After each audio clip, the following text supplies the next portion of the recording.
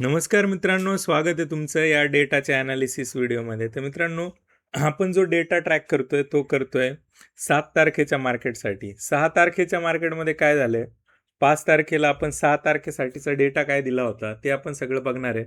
तर मित्रांनो, आता तुम्हाला हळूहळू लक्षात यायला सुरुवात झाली असेल की कशा पद्धतीने पोझिशन जे आहेत त्या हळूहळू चेंज होतात आणि रिटेलर जो आहे तो निगेटिव्ह साईडला जायला लागतो. ओके, ज्या 10 लाखाच्या पोझिशन्स होत्या त्या आता 7 लाखावरती आलेल्या आहेत. 3 लाखाच्या पोझिशन ज्या आहेत त्या कट झालेल्या आहेत. ओके, आणि हे घडलं एक्सपायरीच्या 1 दिवस आधी. ठीक आहे, एक्सपायरीच्या 1 दिवस 2 दिवस आधी घडलंय. तर मित्रांनो, थोडीशी कॉन्झर्वेटिव्ह भूमिका मोठ्या प्लेयर्सनी पण घेतली होती. कधी? गुरुवारच्या दिवशी. शुक्रवारी मार्केट बंद होतं. गुरुवारच्या दिवशी त्यांनी कॉन्झर्वेटिव्ह भूमिका घेतली होती. रिझन की पुढचे 2 ते 3 दिवस सुट्ट्या आहेत आणि सुट्ट्यांमध्ये जर मोठा काही कांड झाला तर आपल्याला तो महागात पडेल, अशा हिशोबाने पोझिशन्स कव्हर करून घेतल्या होत्या.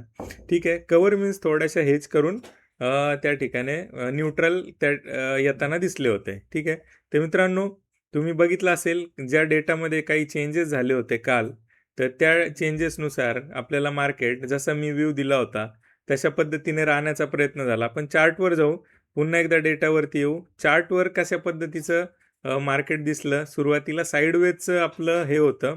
ओके, साईडवेजचं जी गणित होतं ते कंटिन्युअस हे सांगितलं होतं आणि मेजर डाऊन साईड आपल्याला दिसणार नाही हे मी क्लिअरली तुम्हाला त्या ठिकाणी सांगितलं होतं. तर असं डेटा आहे ना, आपल्याला काहीतरी एक गोष्ट सांगण्याचा प्रयत्न करतो की मला राहायचंय तरी कुठं आणि कशा दिशेने. आता आपण यांना एवढं बांधून तर नाही ठेवू शकत. मोठ्या लोकांच्या मनात काही चांगली गोष्ट असेल तर एक नंतर एक चांगली त्या ठिकाणी रॅली होण्याचा प्रयत्न केलेला आहे. तर ही एकदमच शॉर्ट कव्हरिंगवाली रॅली आहे का? तर मित्रांनो, ही ॲक्च्युअल शॉर्ट कव्हरिंगवाली रॅली नाही आहे.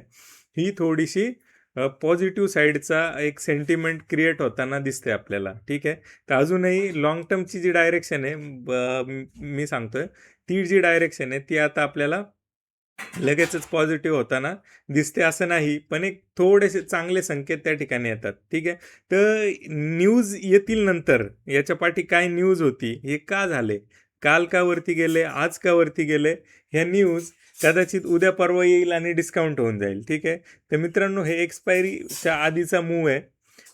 तुम्हाला ते जे थेअरी माहीत नसेल तर ती समजून घ्या. ओके, डिस्ट्रीब्युशनची थेअरी मी मांडतो आणि ती डिस्ट्रीब्युशनची थेअरी काय आहे ती समजून घेणं फार इम्पॉर्टंट आहे. ज्यावेळी नॉर्मल आणि एकदम कूल मार्केट असेल ना, त्यावेळी ह्या थेअरीज फार चांगल्या काम करतात. त्यावेळी बाकीच्या गोष्टी पण काम करतात. तर ही जी थेअरी आहे त्या थेअरीनुसार आपल्याला एक्सपायरी एका पर्टिक्युलर पॉईंटला येणं गरजेचं आहे. तर मित्रांनो, तुम्ही बघू शकत असाल स्ट्रॅडल आणि स्ट्रँगलच्या प्राइजेस ऑलमोस्ट 9-9:30 पासून 1 वाजेपर्यंत मार्केट जर एका लेवलला राहत असेल तर तुम्ही विचार करू शकता, ज्या 280 किमतीचे स्ट्रॅडल होते, कॉल आणि पुट होतं.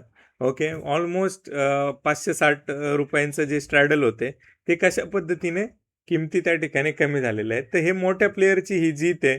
एवढ्या वेळात त्यांनी बराचसा कार्यक्रम करून घेतलेला आहे आणि हे जे मूव जरी आले तरी त्या हिशोबाने ते ॲडजस्ट करून त्याला तयार असतात. ठीक आहे, तर हे डेटावरती पण दिसतं आपल्याला. इंट्राडेमध्ये होणारे चेंजेस आणि ते डेटाज आपण ट्रॅक करतो आणि हे मूव सुद्धा आपल्याला कॅप्चर करता येतात. ओके, तर आपण सेलिंग साईडला ज्यावेळी अँगलने विचार करतो त्यावेळी आपण डायरेक्शनल बेट घेत असतो आणि ही डायरेक्शनल बेट त्या अँगलनी फार महत्त्वाची आहे. ठीक आहे, तर हे कॉन्झर्वेटिव्ह काम, सॉरी, साईडवेज काम आपल्याला बघायला मिळालं फर्स्ट हाफमध्ये. सेकंड हाफमध्ये हे काही जे चेंजेस येतात ते आपल्याला माहिती आहेत ते कशा पद्धतीने कॅप्चर करायचे. ठीक आहे, तर आपण जाऊया डेटावरती. कोणी काय केलंय पुन्हा एकदा आपण चेकआउट करू आणि आपण समजून घेऊया की पुढची जी दिशा आहे ती कशा पद्धतीने राहू शकते. ओके, तर दिवसभरात जे काम झालेलं आहे मित्रांनो, अगेन ते झालेलं आहे पुट साईडने. ओके, ते जे आणि मार्केट वरती आहे तर पुट जे शॉर्टिंग आहे मोस्ट प्रोबेबल त्या ठिकाणी आपल्याला बघायला मिळाले. एफ-आय जो आहे, सॉरी, रिटेल जो आहे तो 34% त्या ठिकाणी पुट जे लॉंग करतोय म्हणजे तो अपोजिट जाण्याचा प्रयत्न करतोय. पण त्याच वेळी मग त्याच्या अपोजिट पार्टीज आहेत त्या थोडेसे शॉर्टिंग वाढवण्याचा प्रयत्न करतायत. ओके, तर हे शॉर्टिंग जे आहे ते झालेलं आहे. कॉन्झर्वेटिव्ह काम झालेलं आहे तिन्ही अँगलनी, तिन्ही प्लेयरकडून. तर हे जे मुवमेंट आहे एक्सपायरी आधीच्या मुवमेंट आहेत. तर उद्या जी एक्सपेक्टेशन आपल्याला ती साईडवेजच आहे आणि मेजर डाऊन साईड अजून तरी मी बघत नाही आहे उद्यासाठी. ठीक आहे, सेकंड हाफ नंतरून, एक नंतरून एक चांगला मूव आपल्याला आयदर साईड, आयदर वरती किंवा आयदर खाली एक मोठी मुवमेंट आपल्याला दिसू शकते, कारण त्यावेळी डेटा जो आहे थोडासा इमॅच्युअर झालेला असेल आणि मग मोठ्या प्लेअरचा जो कार्यक्रम आहे तो त्यांना जो करायचा आहे ते त्याच वेळी करून मोकळे होऊन जातील. ठीक आहे, तर फर्स्ट हाफ अगेन पुन्हा थोडासा साईडवेजच दिसतोय मला. कॉन्झर्वेटिव्ह काम करा मित्रांनो उद्याच्या दिवसासाठी. फार ॲग्रेसिव्ह बाईंग करण्याचं टाळा, कारण त्या हेवी मुवमेंट मला तरी आत्ता दिसत नाही आहे. विक्स कूल डाऊन होतं आहे, थोडासा कॉन्फिडन्स लोकांचा बूस्ट होत आहे, पण एफ आयज अजूनही 8.8 लाख निगेटिव्ह आहे. Okay, net to net.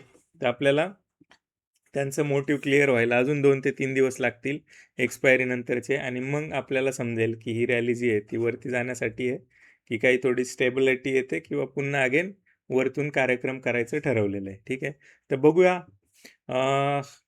I hope हा डेटा तुमच्या लक्षात येतो, याच्यातून थोडा तरी फायदा होत असेल तर मित्रांनो नक्की शेअर करायला, सबस्क्राईब करायला विसरू नका आणि लाईक करायलाही विसरू नका. थांबूया आजच्या व्हिडिओमध्ये, असंच प्रेम देत राहा. थँक्यू, धन्यवाद.